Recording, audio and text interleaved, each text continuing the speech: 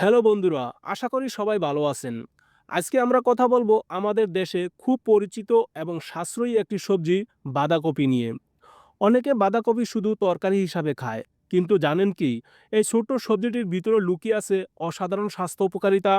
তাই আজকের ভিডিওতে আমরা জানবো বাঁধাকপি খেলে আসলে শরীরে কি হয়, কাদের জন্য ভালো, কাদের জন্য ক্ষতি, দিনে কতটুকু খাবেন আর কখন খাবেন, এই সব কিছু নিয়ে বিস্তারিত আলোচনা করব। তাই ভিডিওটি শেষ পর্যন্ত দেখুন। চলুন তাহলে শুরু করা যাক। প্রথমেই জেনে নেই বাঁধাকপি খেলে আসলে শরীরে কি হয়। ১ নম্বরে হাড়কে মজবুত করে। বাঁধাকপিতে ফসফরাস, ক্যালসিয়াম ও ভিটামিন কে থাকায় এটি হাড়কে মজবুত করে এবং বার্ধক্যজনিত হাড়ের সমস্যা যেমন অস্টিওপোরোসিস কমাতে সাহায্য করে। ২ নম্বরে হজম শক্তির উন্নতি করে। এর উচ্চ ফাইবার উপাদান হজম প্রক্রিয়াকে সহজ করে, কোষ্ঠকাঠিন্য দূর করে এবং অন্ত্রের স্বাস্থ্য ভালো রাখে। এটি পাকস্থলীর আলসার নিরাময়েও সাহায্য করতে পারে। ৩ নম্বরে রোগ প্রতিরোধ ক্ষমতা বৃদ্ধি করে। বাঁধাকপিতে থাকা প্রচুর ভিটামিন সি আমাদের রোগ প্রতিরোধ ক্ষমতা বাড়াতে সাহায্য করে এবং শরীরকে সংক্রমণ থেকে রক্ষা করে। ৪ নম্বরে ব্রেনের শক্তি বাড়ায় ও ত্বক উজ্জ্বল করে। বাঁধাকপিতে থাকা ভিটামিন কে মস্তিষ্কের কার্যকারিতা বাড়ায় এবং নার্ভের ক্ষতি রোধ করে।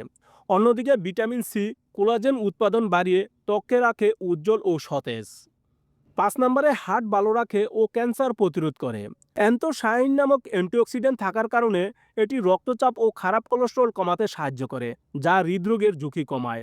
এছাড়াও এর ফাইটোকেমিক্যাল উপাদান ক্যান্সার সৃষ্টিকারী টিউমার বৃদ্ধি রোধ করতে পারে। এবার জানবো অতিরিক্ত বাঁধাকপি খেলে কি হয়। যদিও বাঁধাকপি উপকারী, কিন্তু অতিরিক্ত খেলে কিছু সমস্যা হতে পারে।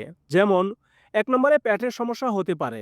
বাঁধাকপি ক্রুসিফ্রাস সবজি হওয়ায় এতে কিছু যৌগ থাকে, যা হজমের সমস্যা ভেঙে গেলে পেট ফাঁপা, গ্যাস বা বদহজমের কারণ হতে পারে। যাদের গ্যাস্ট্রাইটিসের সমস্যা আছে তাদের এটি বাড়াতে পারে। ২ নম্বরে একটি গুরুত্বপূর্ণ সতর্কতা। অনেকেই বাঁধাকপিতে কৃমি বা ট্যাপ ওয়ার্মের ভয়ে থাকেন, যা মস্তিষ্কের ক্ষতি করতে পারে। যদিও সরাসরি বাঁধাকপি খেলে কৃমি হয় না, তবে এটি ভালোভাবে পরিষ্কার না করলে বা কাঁচা খেলে জীবাণু সংক্রমণের ঝুঁকি থাকে। তাই রান্না করার আগে বাঁধাকপি অবশ্যই গরম পানি দিয়ে ভালোভাবে ধুয়ে নিন বা ৫ মিনিটের জন্য হালকা সেদ্ধ করে নিন।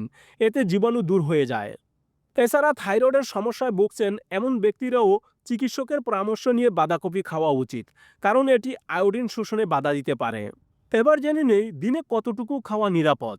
বেশিরভাগ পুষ্টিবিদদের মতে একজন সুস্থ প্রাপ্তবয়স্ক ব্যক্তি প্রতিদিন ১ কাপ প্রায় ৯০ গ্রাম রান্না করা বা আদা সেদ্ধ বাঁধাকপি খেতে পারেন। এটি আপনার দৈনিক ভিটামিন সি এর চাহিদা প্রায় ১/৩ এবং ভিটামিন কে এর প্রায় ৮৫% পূরণ করতে পারে। এবার জানবো বাঁধাকপি খাওয়ার সঠিক সময়।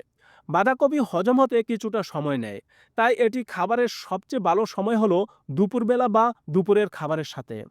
রাতের বেলা বাঁধাকপি খেলে অনেকের গ্যাসের সমস্যা হতে পারে, বিশেষ করে ঘুমানোর আগে। তবে রাতের খাবারে যদি খেতে চান, তবে তা ঘুমানোর অন্তত ২-৩ ঘন্টা আগে হালকা সেদ্ধ বা স্যুপ আকারে খান। পুষ্টিগুণ পুরোপুরি পেতে বাঁধাকপি আদা সেদ্ধ বা সালাদ আকারে খাওয়াই ভালো, কারণ বেশি সেদ্ধ হলে এর কিছু ভিটামিন যেমন ভিটামিন সি নষ্ট হয়ে যায়। তাহলে দেখা যাচ্ছে বাঁধাকপি একটি অত্যন্ত স্বাস্থ্যকর সবজি। পরিমিত পরিমাণে এবং সঠিক নিয়মে খেলে এটি আমাদের রোগ প্রতিরোধ ক্ষমতা, হজম শক্তি এবং হাড়ের স্বাস্থ্য ভালো রাখতে সাহায্য করে। মনে রাখবেন, রান্নার আগে ভালোভাবে পরিষ্কার করাটা কিন্তু বাধ্যতামূলক। আপনি কিভাবে বাঁধাকপি খেতে সবচেয়ে পছন্দ করেন কমেন্ট বক্সে জানাতে ভুলবেন না। ভিডিওটি ভালো লাগলে লাইক করুন, শেয়ার করুন এবং এমন আরও স্বাস্থ্য টিপস পেতে আমাদের সাথে থাকুন। ভালো থাকুন, সুস্থ থাকুন। ধন্যবাদ।